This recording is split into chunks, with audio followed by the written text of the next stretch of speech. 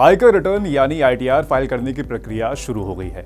अगर आपने अभी तक आईटीआर फाइल नहीं किया है तो आप इसे आसानी से ऑनलाइन दाखिल कर सकते हैं। आयकर विभाग ने फॉर्म जारी कर दिए हैं जिसमें कुछ ब्यौरा पहले से ही भरा होगा।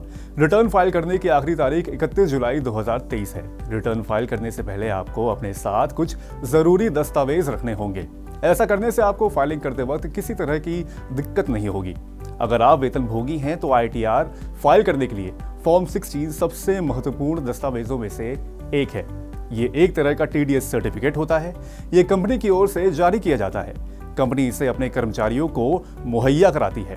ये फॉर्म 2 भागों में होता है, जिसमें एक वित्तीय वर्ष के दौरान आपके नियोक्ता की ओर से वेतन में टैक्स कटौती की जानकारी होती है।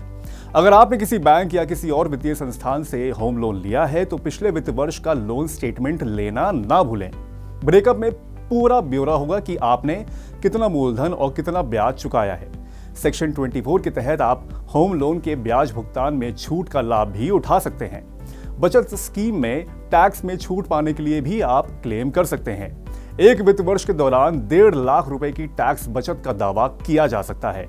क्लेम के लिए आपको इन निवेश प्रमाणों को अपने साथ रखना होगा। आईटीआर फाइल करते समय आपको अपनी सैलरी स्लिप भी साथ रखनी चाहिए। इसमें आपके वेतन का ब्रेकअप होगा, जिसके जरिए पता चलेगा कि आपकी बेसिक सैलरी, महंगाई भत्ता और हाउस रेंट अलाउंस आदि कितनी है।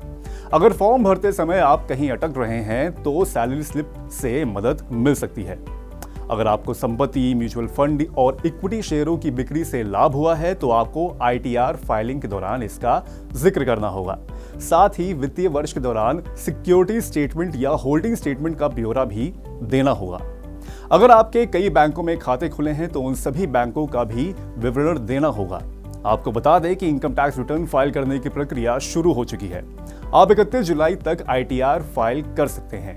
इसके बाद 5,000 रुपए का जुर्माना चुकाना होगा। समय पर आईटीआर भरना आपके क्रेडिट स्कोर को सुधारने में भी मदद करता है। बैंक भी आपका लोन अप्रूव करते वक्त पिछले 3 साल की आईटीआर मांगते हैं। चलते चलते एक और सलाह, आईटीआर भरने से पहले फॉर्म 16 और एनुअल इंफॉर्मेशन स्टेटमेंट यानी कि एआईएस में दी गई जानकारियों को जरूर मिला लें। अगर टैक्स रिटर्न और एआईएस में दी गई जानकारियों में कोई गलती या फर्क मिलता है तो आयकर विभाग आपको संदेह के आधार पर नोटिस भेज सकता है। अगर आप आईटीआर भरने की सलाह के बारे में और जानकारी चाहते हैं तो Money9 की वेबसाइट पर जाएं। वहां आपको आईटीआर भरने के पूरे प्रोसेस को विस्तार से समझाया गया है। और अगर अभी तक आपने Money9 के YouTube चैनल को सब्सक्राइब नहीं किया है तो जरूर कर लें ताकि ऐसे काम की खबरें आप तक पहुंचती रहें।